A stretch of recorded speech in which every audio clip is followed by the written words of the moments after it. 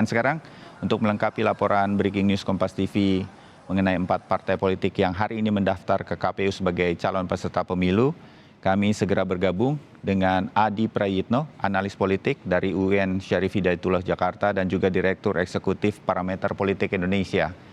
Bung Adi, selamat pagi. Selamat pagi, Mas Bayu. Ya, hari ini kita ketemu lagi dalam pendaftaran partai politik. Apa yang Anda lihat dari 3 partai politik ini? Kan bisa saja mereka sendiri-sendiri mendaftar begitu, tapi kali ini mereka memilih untuk memilih satu hari dan datang bersama. Para ketua umum yang orang sibuk ini juga menyempatkan diri di hari ini untuk hadir sebagai KIB, Koalisi Indonesia Bersatu. Anda melihat apa, Bung Adi?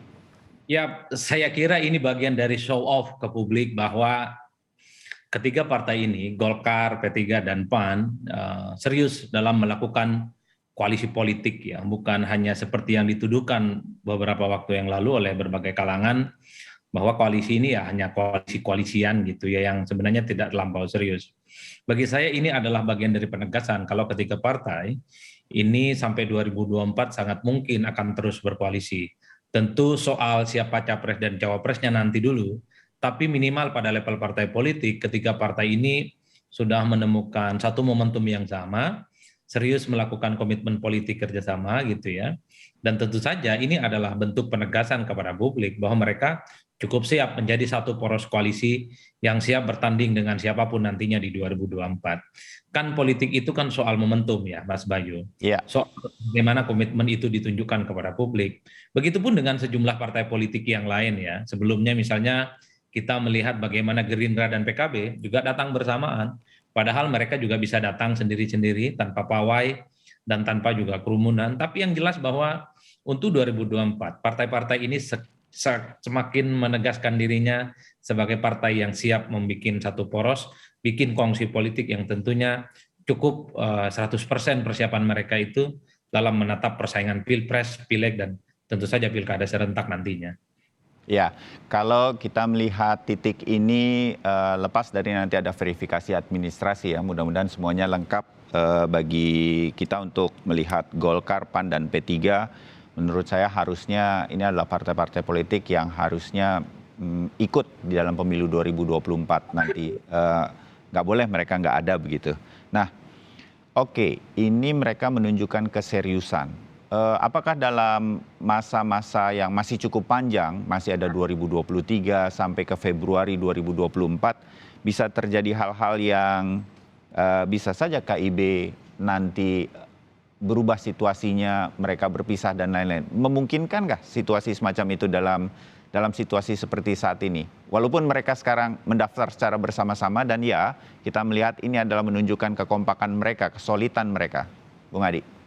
Ya, saya kira soal dua kemungkinan ya. Pertama, kenapa partai ini misalnya mendaftarkan hari ini secara kolektif, tentu kan ingin menepis tudingan bahwa koalisi ini main-main. Koalisi ini hanya sebatas skoci elit politik tertentu. Anggaplah istana misalnya. Bahkan ada yang menuding bahwa KIB ini semacam orang yang sedang menunggu pos ronda. Tinggal nunggu siapa nanti tuan rumahnya yang datang. Sebenarnya ingin ditepis ya.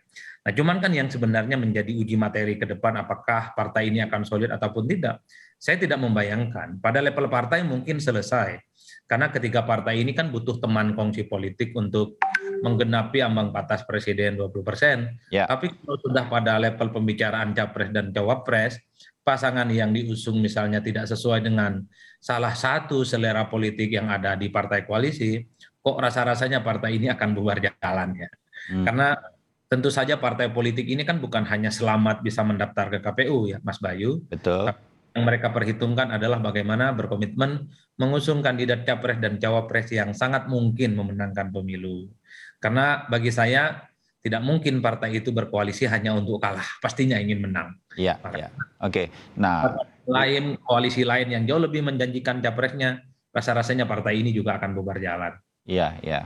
Nah, di titik ini kalau kita boleh mengkomparasi atau membandingkan misalnya dengan koalisi Gerindra PKB, saya memakai bahasa yang umum saja begitu, sudah lebih jelas ada calon presiden di sana, di Gerindra, ada Prabowo Subianto begitu.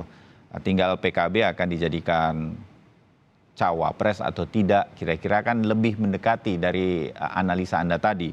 Sementara di KIB, Golkar, PAN, P3, mungkin nama Erlangga Hartarto saja yang cukup muncul di dalam survei-survei calon presiden, tetapi itu pun belum signifikan, belum masuk dalam hitungan begitu dari sisi persentase survei untuk bisa memenuhi kriteria cukup populer begitu di tengah masyarakat. Ini nanti akan menjadi kunci menurut Anda, apakah ini akan solid atau KIB ini tetap solid tapi bergabung kepada koalisi atau partai politik lain. Itu mungkin terjadi, Bung Adi? Ya, kemungkinan itu sangat mungkin. Kalau melihat rasa-rasanya saat ini, mengusung capres internal dari ketiga partai politik kok rasa-rasanya mereka agak sulit untuk berkompetisi dengan nama-nama besar lain ya. Saja misalnya kalau PDIP itu jadi mengusung Ganjar Pranowo, tentu bukan perkara gampang bagi KIB melawan Ganjar yang saat ini memang elektabilitasnya cukup menjulang ya, pasangan siapapun. Ataupun misalnya akan melawan koalisi dari Gerindra dan PKB agak sulit karena memang Prabowo Subianto saat ini adalah runner up di berbagai survei. Sementara KIB ya sorry itu saya harus kita sebut capres internal mereka memang hilal politiknya nggak muncul secara signifikan. Ataupun misalnya akan melawan poros politik yang sangat mungkin akan digawangi oleh Nasdem, kemudian PKS dan Demokrat mengusung Anies Baswedan misalnya. Juga cukup signifikan figurnya, karena apapun judulnya, Anies saat ini merupakan figur yang masuk 3 besar dalam survei ya. Ini yang saya bilang bahwa cukup menjadi ujian keseriusan dari KIB. Ketika kemudian akan bertarung dengan partai-partai politik yang lain, apakah tetap istiqomah dan konsisten akan mengusung kandidat mereka, kan begitu. Saya menduga ada yang kemungkinan yang kedua ya Mas Boy, bahwa KIB ini akan hijrah dan berkongsi dengan siapapun nantinya capres yang kemungkinan akan memenangkan pertarungan itu. Tentu adalah mereka-mereka yang menurut saya bagian dari inner circle kekuasaan politik Jokowi saat ini. Betul, karena KIB ini kan partai koalisional Jokowi. Bahkan muncul dari mereka itu bahwa capres yang akan diusung akan disonding juga ke Jokowi. Ini kan menegaskan bahwa KIB tidak sama sekali ingin jauhkan dari politik dan kekuasaannya Jokowi saat ini. Ya, ini tampaknya kita sambil mengikuti gambar yang secara langsung kita dapatkan dari kantor KPU, Bung Adi Praitno. Zulkifli Hasan, Ketua Umum Partai Amanat Nasional mengisi buku tamu, jadi masuk lebih dulu untuk kemudian tampaknya ini tidak bisa tiga-tiganya secara langsung ya, karena mungkin akan repot memutar lagu Mars siapa begitu ya. Jadi mungkin tetap satu persatu melakukan pendaftarannya. PAN akan masuk lebih dulu, diterima oleh jajaran pengurus KPU. Kemudian berikutnya antara Golkar dan juga P3 untuk hadir, tetapi tidak mengurangi bahwa mereka hadir secara bersama-sama. Nah, sebentar lagi Ketua Umum PAN akan masuk ke ruangan ini, disambut oleh Ketua KPU Hasyim Asyari. Nah, sudah ditunggu sedemikian rupa. Saya sambung bahwa KIB, Bung Adi, memang sudah menegaskan ya sejak pertama mereka akan menjadi koalisi yang meneruskan apa yang sudah dilakukan atau kinerja dari Presiden Jokowi untuk Indonesia. Jadi ini, dan kemudian terakhir Zulkifli Hasan juga masuk dalam kabinet. Ini menegaskan semua hal bahwa mereka ini akan meneruskan hal-hal tersebut. Begitu ya, Bung Adi? Ya, setuju kalau dalam konteks itu, bahwa KIB ini apapun judulnya nanti tentu tidak akan jauh-jauh dari sikap politik yang akan menjadi preferensi pilihan politiknya Jokowi dan Istana ya. Maka tidak mengherankan kalau sejumlah elit KIB dan memang dalam berbagai kesempatannya selalu menegaskan bahwa KIB ini bukan koalisi dalam koalisi. Pastikan bahwa KIB ini akan melanjutkan semua program proyek-proyek mercusuar yang sudah dilakukan oleh Jokowi kurang lebih selama 2 periode misalnya. Itu kan penegasan. Bahwa KIB ini tentu adalah inner circle kekuasaan politik pemerintah saat ini. Apalagi misalnya dalam beberapa hari terakhir kita mendengar salah satu elit KIB, Bang Arsul Sani bilang capresnya pun juga akan dikomunikasikan ke Pak Jokowi. Itu menegaskan bahwa ya KIB memang adalah dalam tanda kutip instrumen politik kekuasaan pemerintah saat ini yang sangat mungkin mereka ini akan berkongsi dengan siapapun nantinya Ya, nama besar yang akan diusung untuk memenangkan pertarungan ya, politik. Yang menjadi pertanyaan publik kan di situ sebenarnya, berani tidak kalau kemudian capres akan muncul dari internal ketiga partai ini. Kalau mm, melihat hilal politiknya kok rasa-rasanya agak sulit ya. ya, Karena nama-nama capres yang sering mereka sebut adalah nama-nama yang selalu mentereng di survei. Ganjar disebut, Anies disebut, kecuali Pak Prabowo ya.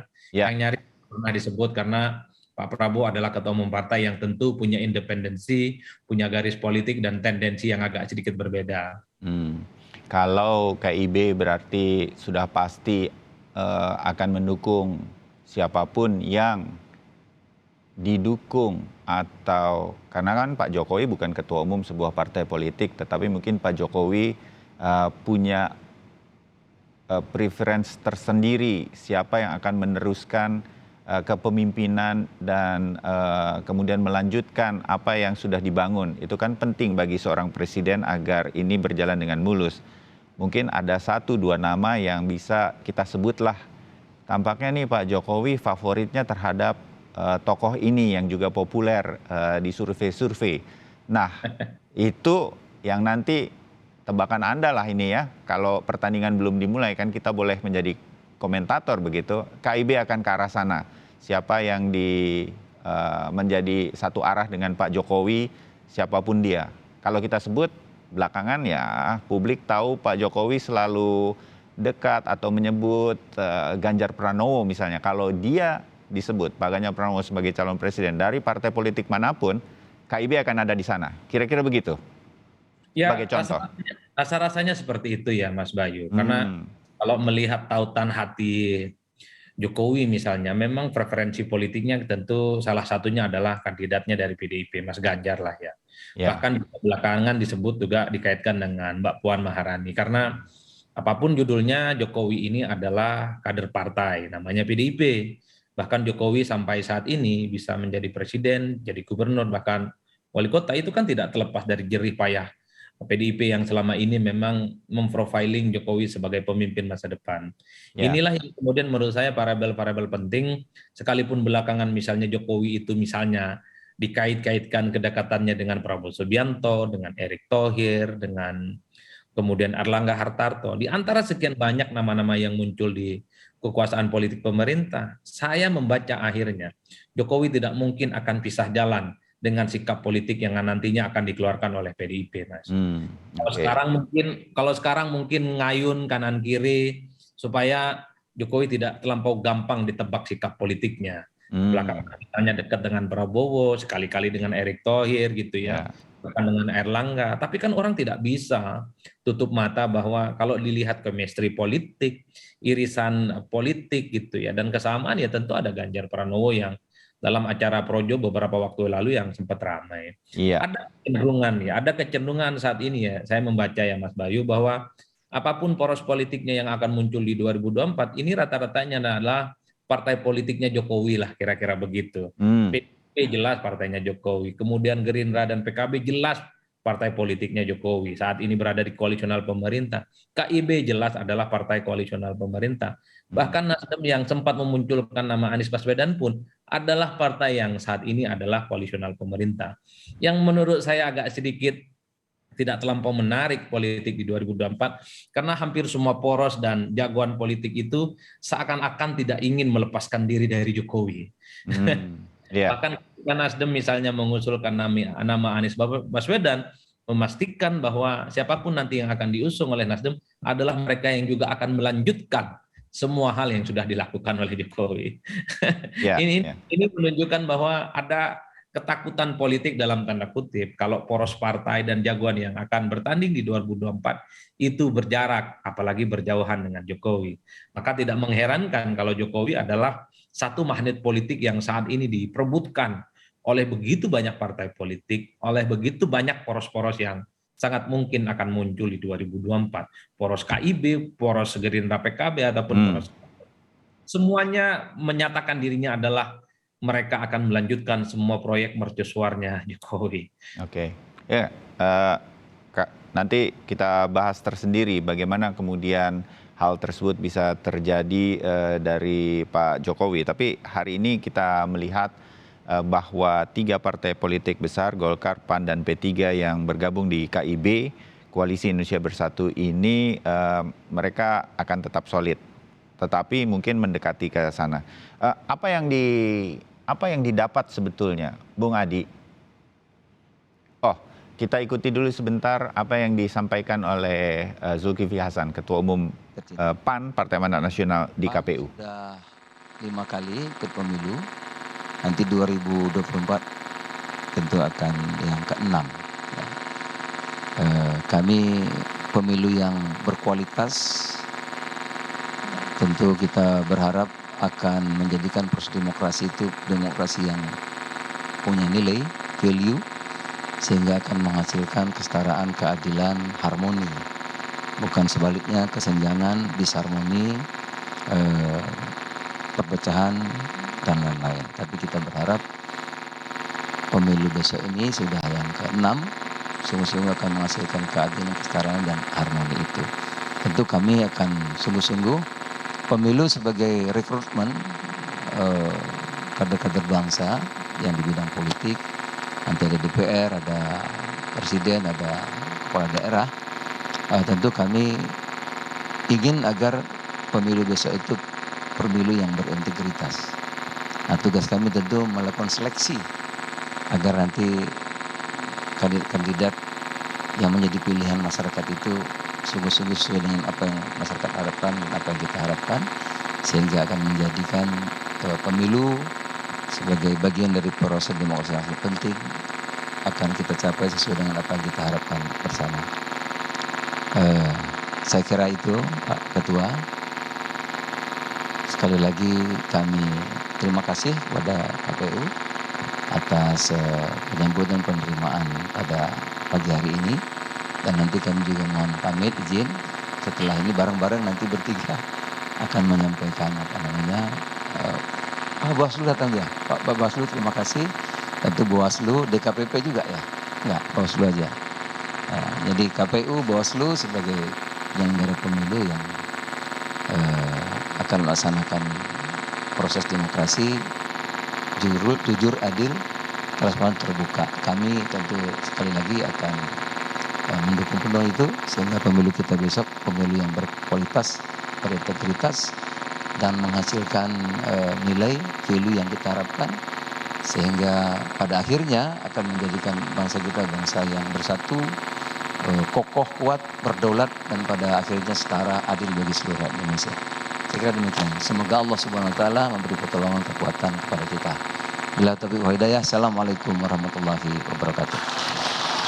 Selanjutnya penyerahan dokumen pendaftaran partai politik. Barusan Zulkifli Hasan sudah menyampaikan sambutan singkatnya untuk kemudian menyerahkan dokumen seperti ini, yang secara keseluruhan semua berkas sudah diisi oleh masing-masing partai politik di dalam SIPOL atau Sistem Informasi Partai Politik. Dan ini hanya semacam penegasan saja atau sebagai sebuah simbolisasi saja bahwa semua sudah didaftarkan. Bung Adi, saya kembali ke Bung Adi Prayitno yang hari ini menemani kami untuk melihat pendaftaran dari KIB, Koalisi Indonesia Bersatu, Golkar, PAN, dan P3. Kita sangat kecil ya kemungkinan. Saya berpikir bahwa KIB ini, Bung Adi, bisa menjadi salah satu bandul yang nanti diperhitungkan oleh partai politik lain ketika ingin mencalonkan calon presidennya begitu. Karena mereka bertiga ini kan dengan satu maksud, agar electoral threshold terpenuhi begitu. Bung Adi. Ya, kalau soal itu saya kira setuju ya. Sampai saat ini saya kira KIB tetap punya bergen politik, terutama bagi mereka yang ingin maju Pilpres 2024. Apa bergen politiknya? Ketiga partai ini tentu sudah bisa mengusung pasangan capres dan cawapres sendiri, karena bisa menggenapi ambang batas presiden. Nama-nama yang menjulang seperti Anies, mungkin juga Pak Ganjar, bahkan yang lainnya, sampai sekarang sekalipun mereka itu kuat elektabilitasnya kan agak sedikit dalam tanda kutip misalnya sedang berjuang keras untuk mendapatkan dukungan partai politik. Ya. Di situ letak sebenarnya substansi, di mana kekuasaan politik menjadi penting, terutama untuk mengantarkan mereka bisa maju sebagai kandidat capres. Kan ini adalah undang-undang pemilu yang tidak bisa ditawar, Mas Bayu. Ya. Jadi sekalipun figur-figur kunci yang ada di survei itu sampai ke langit tingkat elektabilitasnya, tapi kalau tidak ada partai yang siap mengusung, tentu akan amblas total lah, kira-kira begitu. Ada kemungkinankah bahwa ini satu PR lah bagi Golkar, PAN, dan P3 bahwa mereka sebagai partai politik kok bisa selama 5 tahun ini bahkan lebih bagi 3 partai besar ini kok nggak punya kader yang mumpuni, yang popularitasnya bisa muncul dalam survei. Itu PR tersendirilah bagi 3 parpol ini. Tetapi dalam demokrasi kita kan ini juga membuka, seperti juga PDI Perjuangan pada waktu itu membuka diri untuk Pak Jokowi di 2014, pemilu pada waktu itu, kepada siapapun yang populer di sisi survei untuk diangkat atau diusung oleh 3 partai politik ini. Nggak akan berani 3 partai politik dalam KIB ini melakukan hal tersebut, menurut Anda, Bung Adi? Saya membaca kok rasa-rasanya terlampau nekat kalau kemudian KIB itu nama kandidat presiden yang kemudian tidak terlampau kuat secara signifikan di survei ya. Kecuali memang ikut pemilu itu hanya sekedar ingin ikut pemilu, bukan untuk menang. Karena partai ini memang penting sebagai instrumen untuk mendaftarkan ke KPU. Tapi setelah itu yang dilihat oleh publik adalah soal siapa kandidat capres dan siapa cawapresnya. Bukan lagi partai politik pengusung. Jadi ketika Jokowi bertanding dengan Prabowo, orang tidak melihat Jokowi ini PDIP, tapi orang melihat Jokowi adalah orang yang teridentifikasi memiliki irisan politik dengan begitu banyak masyarakat. Tak heran kalau kemudian misalnya Jokowi disebut dengan kekitaan karena sering belusukan, mudah beradaptasi, gampang diajak selfie, dan lain-lain. Orang tutup mata, Mas, soal siapa sebenarnya partai yang kemudian mengusung Jokowi. Begitu dengan Prabowo Subianto. Artinya apa? Ketika partai ini sukses mendaftarkan ke KPU sebagai poros politik, maka partai kemudian tidak dilihat oleh publik. Inilah yang saya sebut bahwa kalau KIB itu tidak mengusung nama-nama besar, terutama mereka yang punya magnet politik elektoral, tentu cukup berisiko bahwa mereka ini ya bertarung bukan untuk menang, tapi hanya sebatas untuk ikut serta berkompetisi gitu ya di pemilu 2024. Karena khawatir kalau nama-nama besar yang bertanding misalnya, ada Ganjar, ada Prabowo, ada Anies, tentu saja cukup berisiko mengambil sikap politik yang menurut saya agak sedikit ekstrim, mengusung kandidat internal mereka tapi tidak memiliki signifikansi ya. Karena gimana rakyat mau memilih, Mas, dikenal aja tidak calonnya. Itu kan logika politik sederhana. Bahkan ada kecenderungan tingkat partisipasi, golput, dan salah pilihnya juga akan tinggi karena publik tidak tahu soal siapa yang akan diusung. Dalam konteks itu ya saya kira the end of the day-nya KIB ini akan rasional soal apakah akan tetap memajukan kader internal mereka atau berkongsi dengan siapapun nantinya yang akan memenangkan pertarungan politik. Saya membaca untuk hari ini dan sampai ke depan menjelang detik-detik akhir di tikungan politik soal pencapresan, KIB akan tetap solid. Mereka ingin menunjukkan bahwa mereka serius, mereka punya komitmen, dan saat ini sedang mencari kira-kira siapa figur kunci yang menurut mereka akan layak diusung, terutama untuk melihat apakah figur yang mereka usung itu mendapatkan penerimaan yang cukup baik dari publik. Kan begitu sebenarnya, Mas. Baik, oke. Analisa yang menarik, tapi kita jeda dulu untuk nanti kembali lagi dalam Breaking News Kompas TV, partai politik mendaftar ke KPU. Kami segera kembali.